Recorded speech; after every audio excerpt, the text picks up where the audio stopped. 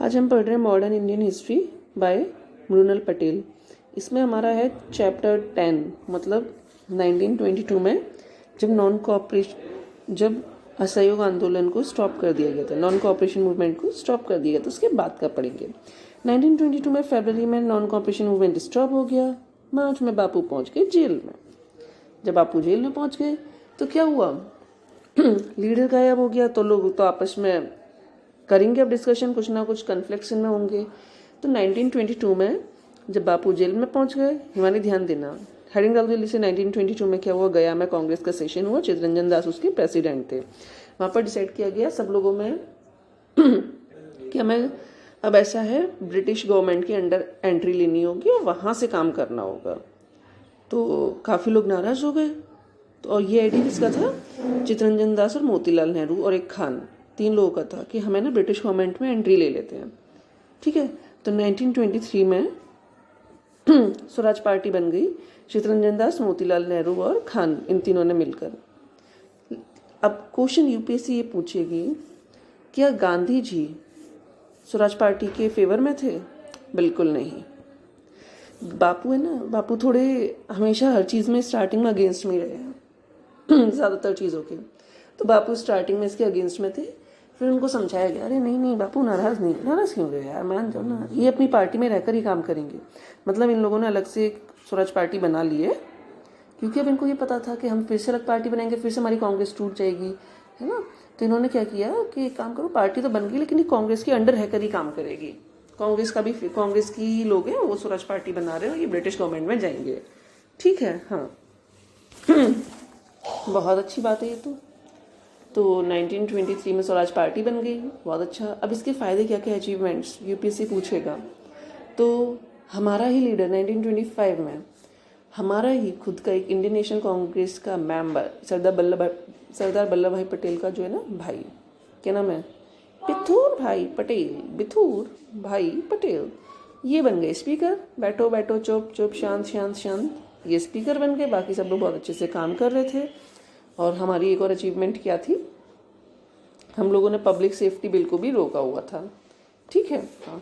लेकिन 1926 में आते आते स्वराज पार्टी ख़त्म, क्योंकि इसके अंदर भी लोगों में काफ़ी कन्फ्लिक्ट्स हो गए थे। जैसे कि मदन मोहन मालवीय, लाला लाजपत राय, ये लोग चाहते थे कि हम हिंदुओं के लिए काम करें, और जो अदर लोग थे वो कहते थे नहीं, हमें सरकार के संग मिलकर काम करना है। इसलिए 2 पार्ट में फिर से इसमें अंदर मतलब लोग एक दूसरे से नाराज़ होने लगे, और जब हम नाराज़ होंगे तो हमारी चीज़ें टूटती हैं। और 1926 में चित्तरंजन दास की डेथ हो गई, तो कांग्रेस पार्टी ख़त्म हो गई। कांग्रेस नहीं, sorry, Swaraj party. Back button. Save your recording or discard. Back button. Save button. History, modern history by Mrinal Patel sir. हमने उसमें पहले 1922 की स्टोरी पढ़ ली थी, स्वराज पार्टी की कैसे बना था। अब उसके आगे है 1922 के आसपास जो रिवॉल्यूशनरी एक्टिविटीज़ हुई थी, उसके बारे में पढ़ेंगे आज हम। एक्चुअल में क्या है, इंडिया में रिवॉल्यूशनरी एक्टिविटीज़ 2 फेज में हुई थी। हिमानी ध्यान से सुनना, कितने फेज में, 2। 1920 से पहले का एक फेज और 1920 के बाद का एक फेज। 1920 के बाद जो हुई थी, उसका मेन रीज़न क्या था, सोशल जस्टिस। क्या था उसका मेन रीज़न, सोशल जस्टिस। क्योंकि इस समय बड़े बड़े लोग थे, वो छोटे छोटे लोगों को एक्सप्लॉइट करते थे, किसान वगैरह का। और प्लस 1917 में रशिया में भी रिवॉल्यूशन हुआ था, तो वहाँ पर कम्युनलिज्म चाहते थे लोग, अलग अलग ग्रुप बन गए थे। ऐसे अपने इंडिया में उसका इम्पैक्ट होने लगा। तो हिमानी फटाफट से फर्स्ट हेडिंग डालो, देखो क्या है हमारा। फर्स्ट हेडिंग है HRA, हिंदुस्तान। बट हाँ, उससे पहले देखो, कोई भी रिवॉल्यूशन कब होगा, जब 1922 में गांधी जी ने क्या किया, वो बंद कर दिया अपना मूवमेंट नॉन कॉर्पोरेशन।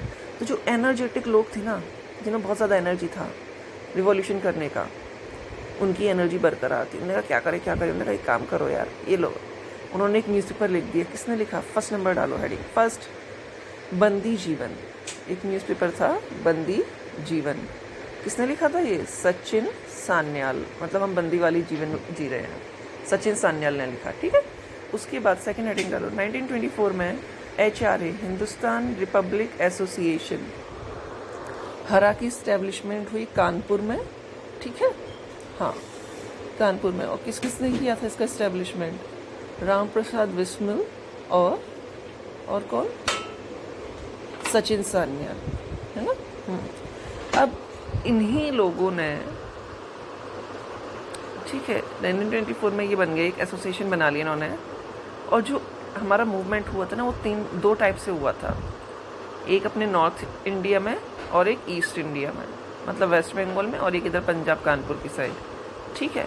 हाँ, तो पहले 1924 में HRA बन गया, हिंदुस्तानी पब्लिक एसोसिएशन। इसमें कौन कौन थे, राम प्रसाद बिस्मिल, हेडिंग डालो RAAR, राम प्रसाद बिस्मिल, अशरफ आज़ाद मतलब चंद्रशेखर आज़ाद, और रोशन सिंह। इन चारों ने क्या किया, इसको बोलते हैं कानपुर कॉन्स्पिरेसी, कानपुर षड्यंत्र। इन चारों ने, काकोरी की तरफ से एक ट्रेन जा रही थी जिसमें अंग्रेजों का सामान था, ये सब गरीब थे, इन्होंने लूट लिया, ठीक है।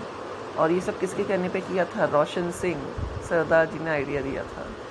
बस फिर क्या था, पुलिस आई है, चलो तीनों बैठो अंदर, बैठ के ले गए, ठीक है। टीम उसके बाद कुछ नहीं। फिर 1928 में HSRA की इस्टेब्लिशमेंट हुआ, हिंदुस्तान सोशलिस्ट रिपब्लिक एसोसिएशन। अब सोशलिस्ट लगा दिए, ये कहाँ हुई, दिल्ली में फिरोज शाह तुगलक है ना, जिसे अब अरुण जेटली स्टेडियम बोलते हैं, उसी साइड में ये, ठीक है। इसमें क्या हुआ, इसके काफ़ी सारे भयंकर मेंबर्स थे, जैसे चंद्रशेखर आज़ाद, बटुकेश्वर दत्त, भगत सिंह वगैरह। तो इन लोगों ने, भगत सिंह वगैरह ने क्या किया, 1929 में ही लाहौर कॉन्स्पिरेसी हुई। लाहौर कॉन्स्पिरेसी मतलब पता है क्या, लाहौर में क्या हुआ था, जब सैमन कमीशन आया था 1928 में, ध्यान से सुनना ही मानी, 1928 में जब सैमन कमीशन आया था तो 1920 तो उन लोग, वहाँ पर एक पुलिस वाला था, जब लोग नारे लगा रहे थे ना सैमन गो बैक, तो एक पुलिस वाला था सॉर्डन,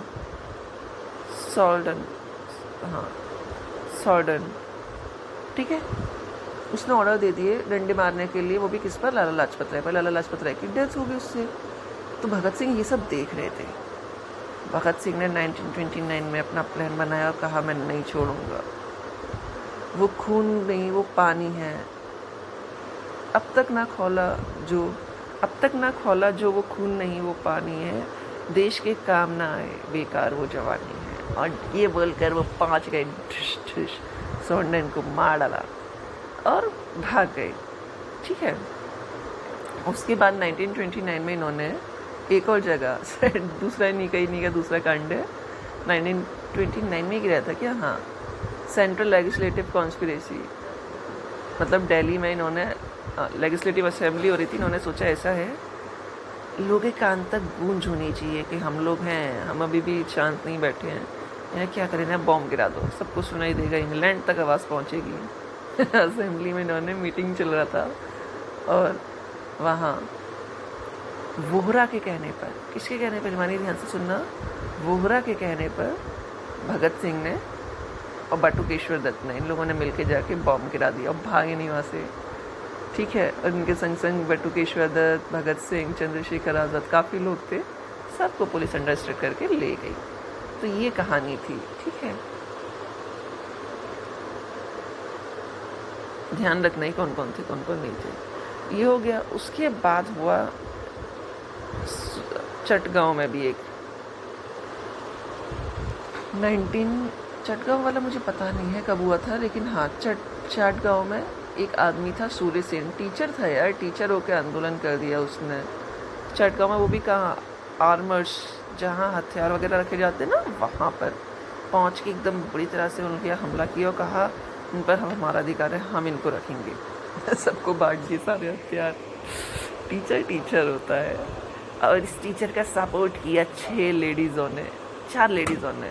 कौन कौन, प्रीति मैम, कल्पना और घोष सिस्टर्स, सुनीता और पता नहीं क्या था, सुनीता घोष सिस्टर्स, ठीक है। बस ये सब था। Back button. Cancel button.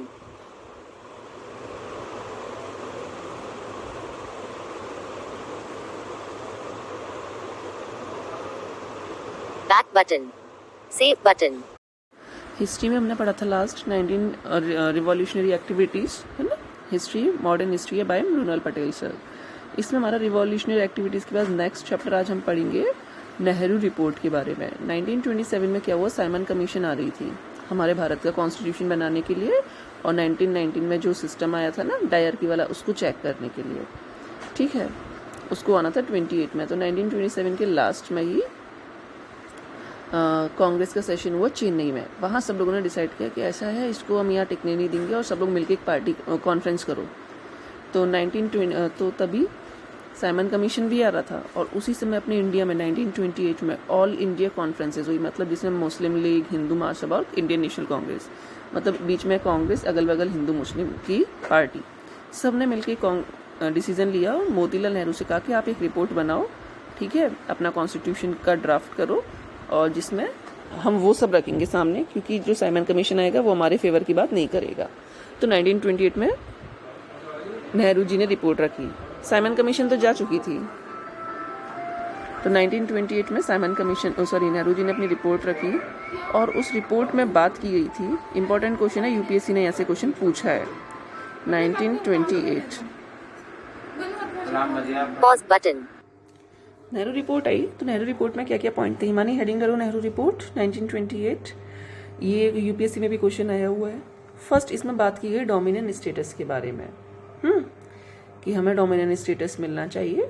दूसरा इसमें बात किया गया कि जो सेपरेट इलेक्शन होता था ना मुस्लिम्स का 1909 में, 1909 में अदर माइनॉरिटीज़ का, तो उन्होंने कहा ये सेपरेट हटाओ, सेपरेट को कट करो, हमें जॉइंट इलेक्शन चाहिए। तीसरा इसमें बात की फंडामेंटल राइट्स की। चौथा इसमें बात की माइनॉरिटीज़ के रिजर्वेशन की। इन्होंने अपनी रिपोर्ट में ये सारी चीज़ें लेकर आए, लेकिन इनकी रिपोर्ट का विरोध किया मोहम्मद अली जिन्ना ने, बिकॉज मोहम्मद अली जिन्ना ने कहा था कि हमें डोमिनियन स्टेटस तो चाहिए, हम सेपरेट जॉइंट इलेक्शन भी चाहते हैं, लेकिन उसके अलावा मोहम्मद अली जिन्ना ने कुछ अपने 14 पॉइंट और बताए थे, और उस 14 पॉइंट से ये कंक्लूजन निकलता था कि वो पाकिस्तान बनवाना चाहते थे। नेहरू जी ने मना कर दी, तो अली जिन्ना नाराज़ हो गए, वहीं हिंदू महासभा भी नाराज़ हो गई कि आप लोग मुस्लिम्स की क्यों बात मान रहे हो, वहीं सिख लोग नाराज़ हो गए। तो मतलब ऑल इंडिया कॉन्फ्रेंसेस पार्टीज़ में थोड़ा लोग नाराज़ हो गए सब लोग से। अब नेहरू जी ये रिपोर्ट लेके, मोतीलाल नेहरू ये रिपोर्ट लेके पहुँचे 1928 में, कांग्रेस सेशन हुआ था कलकत्ता में, वहाँ नेहरू जी ने अपनी रिपोर्ट रख दी। नेहरू जी ने रिपोर्ट रख दी तो उनके खुद के बेटे यंगेस्ट कांग्रेस लीडर, यंगेस्ट थे ना, यूथ थे वो, एकदम बहुत एक्टिव थे, जवाहरलाल नेहरू और सुभाष चंद्र बोस, दोनों चले गए। बोलते नहीं पापा, नहीं अंकल, ये सब नहीं चलेगा, मैं डोमिनियन स्टेटस नहीं, हमें तो पूरी आज़ादी चाहिए। और इन दोनों ने जाके गुस्से में एक अपनी independence of the India, heading डालो, इसको अंडरलाइन कर दो, independence of the India underline करो, लीग बना दी। किसने बनाई थी? जवाहरलाल नेहरू और सुभाष चंद्र बोस ने। ये क्वेश्चन आया हुआ है, ठीक है। जब इन्होंने अपनी एक पार्टी बना ली अलग ही, और साइमन कमीशन गो बैक किनारे तो लग ही चुके थे, ठीक है। फिर 1929 में क्या हुआ, 1928 के बाद 1929 में, पहले हमारा 1928 में नेहरू रिपोर्ट आया, नेहरू रिपोर्ट की नहीं बात मानी गई। फिर दिल्ली मैनिफेस्टो आया हुआ, दिल्ली मैनिफेस्टो में बोला गया कि ऐसा है, सरकार से बोला गया कि हमको ये चीज़ें दे दो, हमें डोमिनियन स्टेटस दे दो, हमारे लोगों को रिहा कर दो, और जो आप राउंड टेबल कॉन्फ्रेंस करोगे, पॉज बटन, जो आप राउंड टेबल कॉन्फ्रेंस करोगे उसमें केवल हमारी ही डोमिनियन स्टेटस की बात होगी। ये सब दिल्ली मैनिफेस्टो में था। सरकार ने इस पर भी नहीं माना। उसके बाद गांधी जी आए, गांधी जी कुछ 14 पॉइंट लेकर आए, सरकार वो भी नहीं मानी। जब सरकार ने कोई भी बात नहीं मानी तो गांधी जी ने, तो 1929 में कांग्रेस का अधिवेशन हुआ लाहौर में, और वहाँ यंगेस्ट लीडर्स अपने जवाहरलाल नेहरू, ये सब लोग बड़े गुस्से में थे। कहा कांग्रेस ना, ये सरकार ब्रिटिश अंग्रेज हमारी कोई बात नहीं मान रहे हैं, कोई बात नहीं मान रहे हैं अंग्रेज लोग, ऐसा है, पूर्ण स्वराज की घोषणा कर दो। 1929 में लाहौर में ये क्वेश्चन भी आया हुआ है, ठीक है। फिर 1930 में एक काम किया, गांधी जी बोले ठीक है, सरकार कोई बात नहीं मान रही, गांधी जी गए 1930 में, सविनय अवज्ञा आंदोलन अपना शुरू कर दिया, ठीक है, जिसमें गांधी जी ने पूरी तरह से बाइकआउट कर दिया फॉरेन गुड्स को, और सॉल्ट सत्याग्रह, नमक बनाना। उन्होंने कहा ये नमक पे अंग्रेज लोग इतने बदतमीज हैं, अपनी मोनोपोली की हुई है, हमारा नमक ये खुद बना रहे हैं, उस पर भी टैक्स ले रहे हैं, नमक जैसी चीज़ पर। तो गांधी जी नाराज़ हो गए और पूरे देश में स्ट्राइक आंदोलन छिड़ गया, ठीक है। जब आंदोलन पूरे में चलने लगा तो उनको देख देख के साउथ में राजगोपालाचारी, सरोजनी नायडू जैसे लोग भी आंदोलन में पार्टिसिपेट हो गए। तो पूरे ऑल ओवर इंडिया में बहुत जम के एकदम वो था, बहुत मास लेवल का, सब लोगों ने बहुत जम के पार्टिसिपेट किया था। यूपीएससी क्वेश्चन पूछेगी कि इसने मुस्लिम लीग ने भी बढ़ चढ़ के हिस्सा लिया था, बढ़ चढ़ कर नहीं लिया था, बहुत कम पार्टिसिपेट किया था, क्योंकि मुस्लिम लीग नाराज़ हो चुकी थी, मोहम्मद अली जिन्ना नाराज़ हो रखे थे। ठीक है, बस यही बात थी मीना हमारी। Back button. Save button. Recording modern history by Mrinal Patel.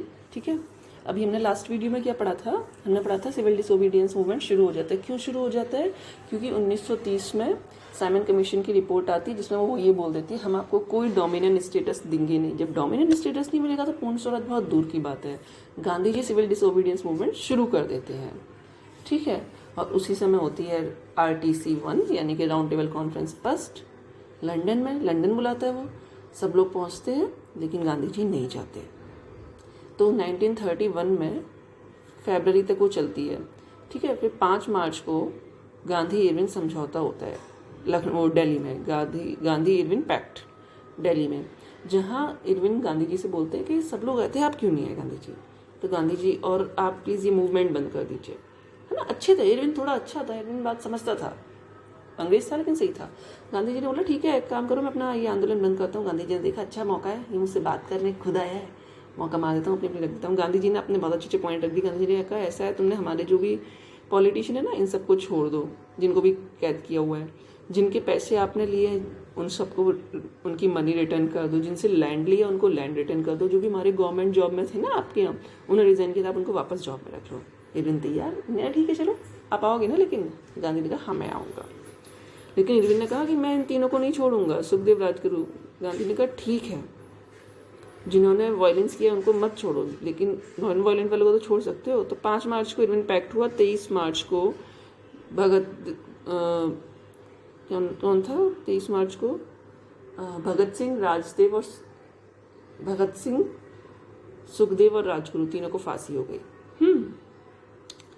Gandhi ji ने बोल दिया कि ठीक है राउंड टेबल कॉन्फ्रेंस सब जब कभी भी होगी मैं आ जाऊंगा। राउंड टेबल कॉन्फ्रेंस तो बहुत लास्ट में होती है। ठीक है ओके आप आ जाना। चलो इनवाइट कर दिया इरविन ने। ठीक है, और इरविन ने इनवाइट कर दिया, उन लोगों को फांसी हो गया, तो लोग थोड़ा नाराज़ हुए। तभी 25 मार्च वही 1931 में ही मार्च में 5 दिन के लिए कांग्रेस का अधिवेशन हुआ कराची में। ठीक है, कराची में हुआ, तो वहाँ पर लोगों ने कुछ तो अपोज किया ही गांधी जी को, बोला कि नहीं नहीं ठीक है। लेकिन फिर कुछ लोगों ने कहा कि हाँ बात तो सही है, गांधी जी जैसा मेथड है उसी से हम लोग कर सकते हैं कुछ ना कुछ। तो उन्होंने कहा ठीक है आगे बढ़ाते हैं, चलो अपना हम लोग कॉन्स्टिट्यूशन की बात कर रहे थे। तो कराची अधिवेशन में प्रेसिडेंट किसको बनाया कांग्रेस का? सरदार वल्लभ भाई पटेल को। और उस समय बात की गई फंडामेंटल राइट्स वगैरह की, कि देखो हम लोग को फंडामेंटल राइट ये चाहिए, है ना, मतलब डिस्कशन शुरू हो गया। गांधी जी ने कहा ठीक है भाई एक काम करो, कांग्रेस का अधिवेशन चल ही रहा है आप लोग करो, मैं दिसंबर में राउंड टेबल कॉन्फ्रेंस होगी ना 2, मैं वहाँ लंदन जा रहा हूँ। गांधी जी चले गए लंदन और सोचे बहुत, लेकिन उन्हें पता था वहाँ होना कुछ नहीं है। ठीक है, तो मतलब अगर देखा जाए पहले कौन कौन से इवेंट हुए, इरविन पैक्ट हुआ, फिर उन लोगों को फांसी दे दी गई, हाँ फांसी दे दी गई। फिर जब गांधी जी कांग्रेस आए वहाँ कराची अधिवेशन हुआ, फिर 2nd राउंड टेबल कॉन्फ्रेंस हुई उसके बाद लास्ट में दिसंबर में जाके। तो 2nd राउंड टेबल कॉन्फ्रेंस में गांधी जी जैसा सोच रहे थे वैसा कुछ नहीं हुआ। उन लोगों ने बोल दिया कि नहीं हम आपको कोई जॉइंट इलेक्ट्रल नहीं देंगे, सेपरेट इलेक्ट्रल की बात ही होगी। और ऐसा पता है क्यों हुआ, क्यों हमारा 2nd round table conference fail हो गया?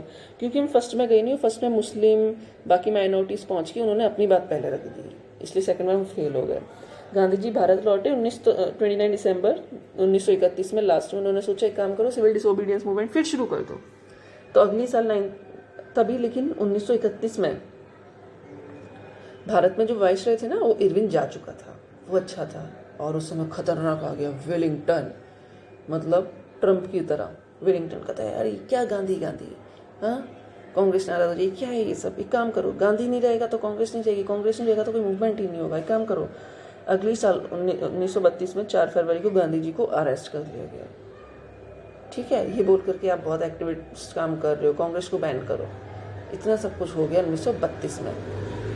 जब ये सब हुआ तो जब भी गांधी जी अरेस्ट हुए ना तो पीछे कुछ ना कुछ पॉलिटिकल चीज़ें चली हैं ना। हमने देखा था 1920 में क्या हुआ था, जब गांधी अरेस्ट हो गए थे 22 में, तो HRA ये सब काफ़ी चीज़ें बनी थी, HRA HSRA वगैरह। ऐसे ही अब होगा, लेकिन उससे पहले और कुछ मेन इंपॉर्टेंट चीज़ें समझ लेते हैं हम। UPSC पूछता है NPC नॉन कोऑपरेशन मूवमेंट और CDM सिविल डिसोबीडियंस मूवमेंट, इन दोनों में डिफरेंस क्या था। नॉन कोऑपरेशन मूवमेंट 1920, ये 1930। नॉन कोऑपरेशन में बात कर रहा था केवल स्वराज की, यार कि मैं थोड़ा सा तो राज करने के लिए दे दो, लेकिन 10 साल बाद CDM में उन्होंने बोला मैं पूर्ण स्वराज चाहिए, हम नहीं चाहेंगे स्वराज वराज, ठीक है। और नॉन कोऑपरेशन में क्या था, मुस्लिम लीग ने बढ़ चढ़ के पार्टिसिपेट किया था, लेकिन सिविल डिसोबीडियंस में मुस्लिम लीग नाराज थी, इसलिए बिल्कुल तो नहीं बोल सकते, लेकिन हाँ कम पार्टिसिपेट, लेस वर्ड याद रखना है, यहाँ यूपीएससी फंसाएगा। तीसरा, नॉन कोऑपरेशन में कोई कानून नहीं तोड़ा था, केवल हड़ताल की थी, लेकिन सिविल डिसोबीडियंस में उन्होंने कानून तोड़ दिया कि नमन हम नहीं बना सकते, हम बनाएंगे नमन। ये डिफरेंसेस थे। Back button. Save button. History by Mrinal Patel sir, है ना, मॉडर्न हिस्ट्री है। इसमें हमने लास्ट वीडियो में क्या पढ़ा था कि हमने 1931 में गांधी जी जाते हैं सेकंड राउंड टेबल कॉन्फ्रेंस में और डिसअपॉइंट होकर आ जाते हैं, ध्यान से सुनना ही मानी। उसके बाद ही अगली साल 1932 में इरविन की जगह फिर कौन आ जाता है, विलिंगटन, बहुत भयंकर वाला होता है, कहते हैं गांधी को बापू को डालो जेल में, बहुत उद्यम मचा लिया इन्होंने। तो 4 फरवरी 1932 को बापू जेल में चले जाते हैं, ठीक है। हाँ, उसी के बाद फरवरी में जब गांधी जेल में चले गए तो कुछ ना कुछ तो पीछे से एक्टिविटीज होंगी ना, पॉलिटिकल, बिल्कुल लोग करेंगे। तो उसी टाइम पर आया कम्युनल अवार्ड। कम्युनल अवार्ड एक घोषणा थी जो कि रैमजे मैकडोनल्ड ने, वही है ना, मैकडोनल्ड था जो ब्रिटिश प्राइम मिनिस्टर, वो आया, बोलते मैं अनाउंस करता हूँ, पहले हमने मुस्लिम्स को अलग किया, सेपरेट इलेक्टोरल दिया, 1919 में हमने माइनॉरिटीज़ को दिया सारी, सिख क्रिश्चियन वगैरह, और अब हम देंगे सेपरेट इलेक्टोरल किसको, हरिजन्स को, दलित डिप्रेस्ड सेक्शन को। तो ये किस में अनाउंस हुआ, कम्युनल अवार्ड में, ठीक है। तब गांधी जी एकदम जेल में बैठे थे और बोलते हैं ये सब नहीं होना चाहिए, भारत टूट जाएगा, अनशन पे बैठे थे, मैं भूख हड़ताल कर दूंगा बहुत टाइम के लिए। तो ये सब देख के एक पुणे में जेल में बंद होते हैं, ये कोई जेल थी गिरजर करके, है ना, उसी जेल में। तो वहीं पे पुणे में एक पैक्ट होता है, पैक्ट मतलब एक एग्रीमेंट क्या होता है, गांधी जी भेजते मदन मोहन मालवीय को, बोलते जाओ मदन तुम जाओ, बोलकर ऑडियो किससे, अंबेडकर जी से बात करो, बोलो कि सेपरेट ना करें, ठीक है, इलेक्शन तुम ज्वाइंट करेंगे, लेकिन हम बैकवर्ड क्लासेस को सीट रिजर्व कर देंगे, उनका रिजर्वेशन तो था ही, और रिजर्वेशन बढ़ा देंगे, लेकिन टूटने मत दो। तो बस कम्युनल अवार्ड में तोड़ने की बात करते हैं, पूना पैक्ट में जोड़ देते हैं और रिजर्वेशन बढ़ा देते हैं, तो ये हो जाता है पूना पैक्ट, ठीक है। हाँ, उसके बाद क्या होता है, जब भी कोई हमेशा आंदोलन हुआ है बहुत बड़ा, तो उसके बाद कुछ ना कुछ एक्ट आए हैं। जैसे स्वदेशी मूवमेंट हुआ था तो 1909 का रिफॉर्म आया, मार्लियामेंटो। होम रूल मूवमेंट हुआ तो 1919 का जेम्स फॉर्ड आया। ऐसे ही सिविल डिसोबीडियंस मूवमेंट वगैरह इतना बड़ा कुछ हुआ था, गवर्नमेंट ने सोचा कि लोग इतना उद्यम मचा रहे हैं, काम करो, एक कानून लेकर आओ, फटाफट से हेडिंग डाल दो, गवर्नमेंट ऑफ इंडिया 1935, एक कानून आ गया, भारत शासन अधिनियम 1935। इसमें क्या था, सबसे अच्छी बात, डायर के सिस्टम चला था 1919 में कि ब्रिटिश के पास ज़्यादा पावर होगी, और दूसरा वाला जो सिस्टम है इन लोगों के पास कोई सिस्टम नहीं होगी, इसको हटा दिया, इन्होंने कहा डायर के सिस्टम हटाओ, है ना, डायर के सिस्टम हटाओ, मतलब कि खाली ब्रिटिश को पावर हम नहीं देंगे, हम सब मिलकर राज करेंगे। तो इसमें क्या था, ऑल इंडिया फेडरेशन बनाने की बात कर दी, मतलब सारे स्टेट्स वगैरह को मिला के एक फेडरेशन बनाएंगे हम, ऑल इंडिया फेडरेशन बनाने की बात की। दूसरा, सुप्रीम कोर्ट को एक इंटीग्रेटेड वे में बना दिया कि सुप्रीम कोर्ट वगैरह ये सब होगा। तीसरा, यूपीएससी की स्थापना की इन लोगों ने, है ना, हाँ, कि हम लोग सर्विस सिलेक्शन वैसे ही होगा। चौथा सबसे मेन इंपॉर्टेंट, बाई कैमरलिज्म क्या होता है, लोकसभा राज्यसभा, ऐसी स्टेट्स में क्या कर देना, एमएलए और एमएलसी बना देना, ठीक है, विधानसभा और विधान परिषद। तो ये बाइकैमरलिज्म तभी से आया हुआ है। अब इसका क्या होता है, क्या कांग्रेस इसको एक्सेप्ट करेगी? अंग्रेजों ने तो बना दिया कि देखो हम तुम ऐसे करें, लेकिन इसमें बेसिकली क्या था, हम लोग को चाहिए था स्वराज, पूर्ण स्वराज, डोमिनेंट स्टेटस, सॉरी, इसमें तो डोमिनेंट स्टेटस की बात नहीं की गई थी, है ना। इसमें क्या था, कुछ पावर्स दी थी, ऐसा नहीं है पूरी पावर नहीं दी थी, कुछ पावर्स हल्की फुल्की दी थी, लेकिन फिर भी डोमिनेंट स्टेटस नहीं था। कांग्रेस का इसमें क्या रिएक्शन रहेगा अगली वीडियो में। Back button. Save your recording or the Save your recording or the Save button. Modern history by Mrinal Patel. हमने लास्ट वीडियो में देखा था 1935 का भारत शासन अधिनियम आता है, और हिमानी ध्यान से सुनना, और कैसे जो है जो हमारी कांग्रेस है वो उसके विरोध कर देती है, वो भी चल रही है, कांग्रेस विरोध कर रही है, ठीक है। हाँ, कांग्रेस इसको नहीं मानती, क्यों? क्योंकि कांग्रेस चाहती थी पूर्ण स्वराज, और उसमें पूर्ण स्वराज की कोई बात की ही नहीं गई थी। तभी क्या हुआ, 1935 के बाद 2 साल बाद होना था इलेक्शन 1937 में, ठीक है। तो मार्च 1937 में इलेक्शन हुआ, और उस टाइम पर कांग्रेस तो बड़ा फेमस चल ही रही थी। कम से कम केवल पंजाब और बंगाल और नॉर्थ फ्रंटियर, मुस्लिम वाले एरिया को छोड़ के पूरे ऑल ओवर जगह पर कांग्रेस की गवर्नमेंट आ गई, कांग्रेस के लोग जीत गए बहुत अच्छी सीट से। और इसको ही बोलते हैं हम मार्च 1937 से सितंबर 1939 तक का जो टाइम था, इसको बोलते हैं अगस्त 28 मंथ्स, अगस्त के 28 मंथ्स। ये क्वेश्चन पूछा जाता है, कब से कब का था, 37 से 39 तक का था, ठीक है। इसमें क्या था, ऑलमोस्ट सारी जगहों पर क्या था, कांग्रेस की गवर्नमेंट, कांग्रेस के लोग जीत कर आए हुए थे, है ना। जो काम कर रहे थे सारे कांग्रेस वाले लोग थे, मतलब कि लोगों से टैक्स नहीं लेना, जिन लोगों की ज़मीन ले ली गई थी उनको वापस दिलवाना, लेबर की हेल्प करना, मतलब जो भी अपने लेवल पर अच्छा काम कर पा रहे थे, कांग्रेस सारे लीडर वो काम कर रहे थे। क्वेश्चन बनेगा, यूपीएससी ये क्वेश्चन पूछेगा कि कौन कौन सी जगहों पर कांग्रेस की गवर्नमेंट नहीं बनी थी, तो कौन कौन सी है, पंजाब, बंगाल और नॉर्थ फ्रंटियर, बस, ठीक है। यहाँ कांग्रेस की गवर्नमेंट नहीं आई थी। 1939 में क्या हुआ, एकदम से, ध्यान सुना, हेडिंग डाल दो 1939 में रेजिग्नेशन। 1939 में एकदम से क्या हुआ, अचानक से कांग्रेस के सारे लोगों ने रिज़ाइन करना शुरू कर दिया। पता है क्यों? क्योंकि उस समय शुरू हो गया था सेकेंड वर्ल्ड वॉर, और सारे अंग्रेज़ों ने सबसे बोल दिया पूरे वर्ल्ड में कि इंडिया हमारी तरफ से लड़ेगा। तो सारे कांग्रेस वाले नाराज़ हो गए, हमसे पूछा तक नहीं और घोषणा कर दी, नो वी आर रिज़ाइन। सब ने रिज़ाइन कर दिया और सब अपना अपना सब काम वाम छोड़ के रिज़ाइन करके बैठ गए।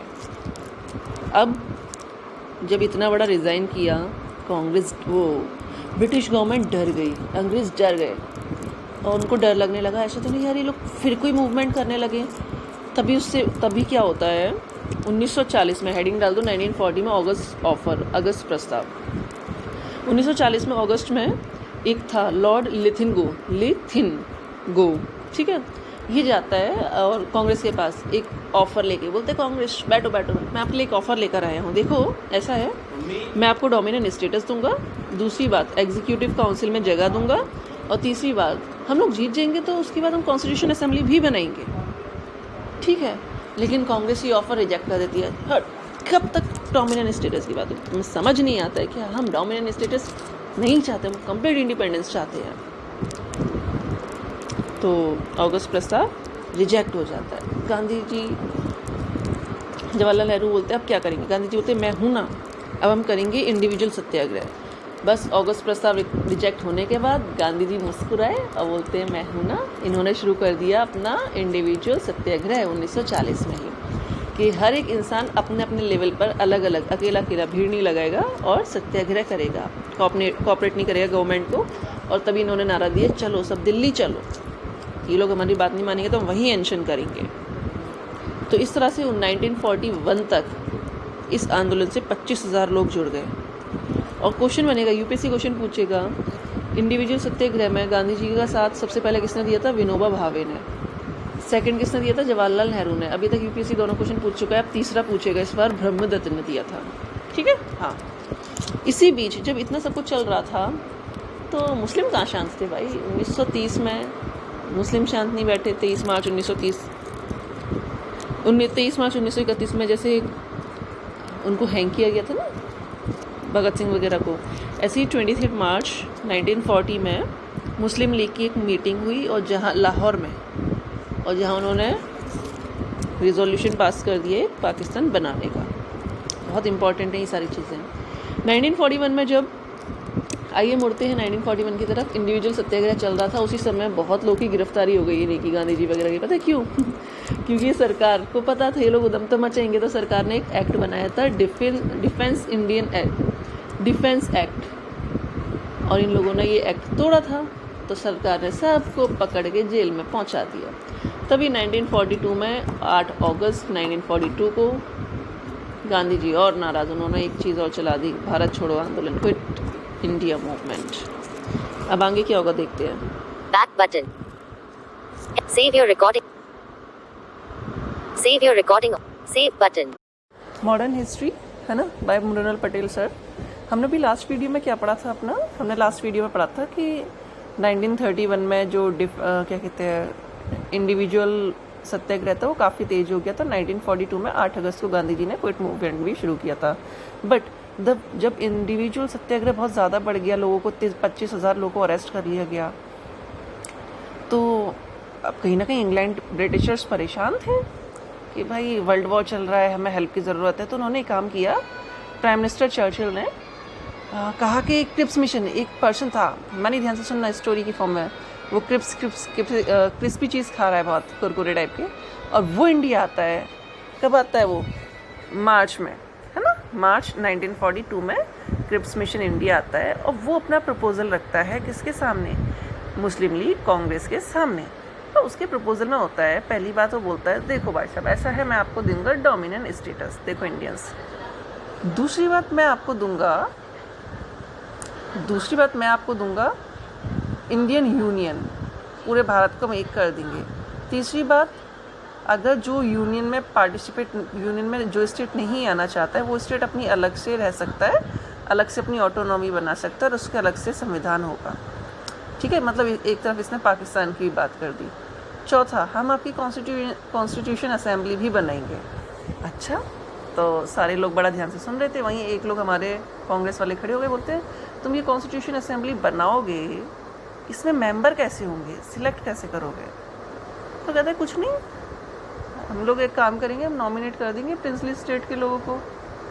तो वो खड़े होकर फिर बोलेगा नहीं, ऐसे थोड़ी ना काम चलेगा, नॉमिनेट करेंगे, हम तो इलेक्शन चाहते हैं। और वैसे भी आपकी सारी चीज़ें ख्याली प्लाव है, क्योंकि आप ये सब कब करोगे? जब वॉर ख़त्म हो जाएगा, और हमें क्या पता वॉर कब ख़त्म होगा। इसीलिए क्रिप्स मिशन को रिजेक्ट कर दिया गया, क्योंकि मुस्लिम बोलते हैं कि हमें सेपरेट चाहिए, सब कुछ अलग। इंडियन बोलते हैं हमें कॉन्स्टिट्यूशन असेंबली में इलेक्शन चाहिए, डोमिनेंट स्टेटस की तो हम बात करते ही नहीं है भाई, छोड़ दो इसको। ठीक है, तो इसको गांधी जी ने बोला था पोस्ट डेटेड चेक, मतलब ऐसा चेक है जो बाद में आएगा, पता नहीं कब आएगा। ये है क्रिप्स मिशन, ये फेल हो गया, क्रिप्स को वापस लौटा दिया गया लंदन, जाओ वापस भागो, चलो। ये था back button, save button, save button. Modern history by Mrinal Patel. Last video में हम लोगों ने देखा था, क्या देखा था, मैंने ध्यान से सुनना, क्या देखा था हमने? क्रिप्स मिशन आता है, ठीक है, और क्रिप्स मिशन में वो लोग क्या बात करते हैं? फालतू की डोमिनेंट स्टेटस की बात करते हैं क्रिप्स मिशन में, है ना, और बोलते हैं कि हमारा साथ दो युद्ध में, लड़ाई में, सेकेंड वर्ल्ड वॉर में। लेकिन गांधी जी और सारे कांग्रेस वाले लीडर नाराज़ हो जाते हैं, सरकार कर क्या रही है, 20 साल से हमारी बात ही नहीं मान रही है। अभी तक हम चाहते थे, क्या चाहते थे? पहले स्वराज, डोमिनेंट स्टेटस, फिर first Swaraj, second dominant status, third पूर्ण स्वराज। लेकिन अब हम चाहते हैं छोड़ दो भारत को, हम खुद से कर लेंगे। 8 अगस्त 1942 को गांधी जी ने ऑल इंडिया कांग्रेस कॉन्फ्रेंस हुई वहाँ पर मुंबई में, और क्विट इंडिया मूवमेंट की शुरुआत कर दी। ठीक है, तो हेडिंग डालेंगे हम क्विट इंडिया मूवमेंट। इसमें पहली बात मेन क्या है? गांधी जी का फर्स्ट मूवमेंट था जो हिंसक था। दूसरा, इसमें हिंदू मुस्लिम सब लोगों ने बढ़ चढ़ के हिस्सा लिया। जैसे अरुणा असफली, उषा मेहता, राम मनोहर लोहिया, जयप्रकाश नारायण, ये सब। तीसरा, उषा मेहता ने कांग्रेस रेडियो शुरू कर दिया, क्योंकि लोग अंडरग्राउंड होके काम कर रहे थे, है ना। चौथा, साथ में ही जब इन सब लोगों को मूवमेंट का नेक्स्ट डे अरेस्ट कर लिया गया था, सब लोगों को, गांधी जी सब लोगों को, तो आंदोलन बंद नहीं हुआ था। अभी तक सारे आंदोलन बंद हो जाते थे, ये आंदोलन बढ़ गया और बहुत ज़्यादा अरेस्ट होने के बाद, क्योंकि अब लोग समझ गए थे, उन्हें समझ में आने लगा था कि हमारे संग क्या हो रहा है। ठीक है, तो इसलिए आंदोलन बंद होने के, मतलब लीडर्स अरेस्ट होने के बाद भी आंदोलन बंद नहीं हुआ, चलता रहा। ठीक है, हाँ। और उसके बाद क्या हुआ फिर? वहीं पैरेलल 1942 में इन लोगों ने कुछ जगह अपनी गवर्नमेंट खुद की अपनी सरकार बना ली। जैसे सतारा में कौन था? कोई चौहान था, उसने बना ली 1 साल के लिए, 1 साल तक चलाई उसने अपनी सरकार। और बलिया में भी एक था पांडे, उसने, और वेस्ट बंगाल में पता नहीं कोई था तानपुर करके कोई, इन लोगों ने अपनी अपनी गवर्नमेंट भी चलाई। और अब क्या था, ब्रिटिश डर रहे थे बहुत बुरी तरह से कि ये हो क्या रहा है, हम लोग को इतना मार रहे हैं, पीट रहे हैं, उसके बाद ये लोग बढ़ चढ़ के हिस्सा ले रहे हैं। देखते हैं आगे क्या होता है। Back button. Save button. Modern history by Mrinal Patel. अभी हमने लास्ट वीडियो में क्या देखा था, क्विट इंडिया मूवमेंट के क्या क्या इफेक्ट होते हैं। अब जब सारे मेन लीडर्स तो जेल में चले गए, बट कुछ ना कुछ पीछे पीछे चलेगा ना। तो ऐसी जो हमारी हेडिंग है, राजगोपाल आचार्य प्लान, है ना, ये पढ़ेंगे आज हम। 1944 में जो राजगोपाल आचार्य थे, ये अपने एक प्लान लेकर आए मुस्लिम लीग के पास। उसके हेड कौन थे, अली जिन्ना। कहते हैं देखो यार मुस्लिम जिन्ना भाई, हम सोच रहे हैं सबसे पहले तो हम लोग मिलकर क्या करते हैं, एक अपनी सरकार बनाएंगे, उसके बाद हम इंडिपेंडेंस की मांग करेंगे, और फिर उसके बाद हम इलेक्शन करा लेंगे। जो जो आपके ये मुस्लिम्स वाले एरिया हैं जो अलग होना चाहते हैं, उन पर वोट करा लेंगे। जिन्ना नाराज़ हो जाते हैं। तो एक तरह से अगर क्वेश्चन यूपीएससी में पूछा गया था कि राजगोपाल आचार्य प्लान किसके बारे में बात करता था, एक तरह से कॉन्स्टिट्यूशनल बैकग्राउंड दे रहा था मैं, है ना, कि पहले हम एक गवर्नमेंट बनाएंगे, मतलब कॉन्स्टिट्यूशन के हिसाब से बात कर रहा था, ये था। तो जिन्ना नाराज़ हो जाते हैं, कहते हैं नहीं, सबसे पहले तो मुझे एक अलग पाकिस्तान चाहिए, उसके बाद हम ये सारा काम करेंगे। जिन्ना नाराज़ हो जाते हैं। तभी 1944 में एक और होता है, हेडिंग डाल दो ईमानी जल्दी से, देसाई और शौकत अली प्लान। ठीक है, इसमें क्या होता है, जो देसाई होते हैं फ़ोन वाले, वो शौकत अली को बोलते हैं रियाकत अली, सॉरी शौकत अली नहीं, रियाकत अली। बोलते हैं भाई आओ मिलो ना ज़रा कहीं होटल में, तो वहाँ दोनों मिलते हैं। वहाँ देसाई समझाते हैं कि देखो हम लोग अपनी सरकार बनाएंगे, और वहाँ जितनी हिंदू होंगे उतने ही मुस्लिम्स होंगे, मतलब सीट हम बराबर रखेंगे, और कुछ सीट्स हम माइनॉरिटीज़ के लिए रिजर्व रख देंगे। ये था। तो ये प्लान ठीक है, कुछ ना कुछ चलो ओके।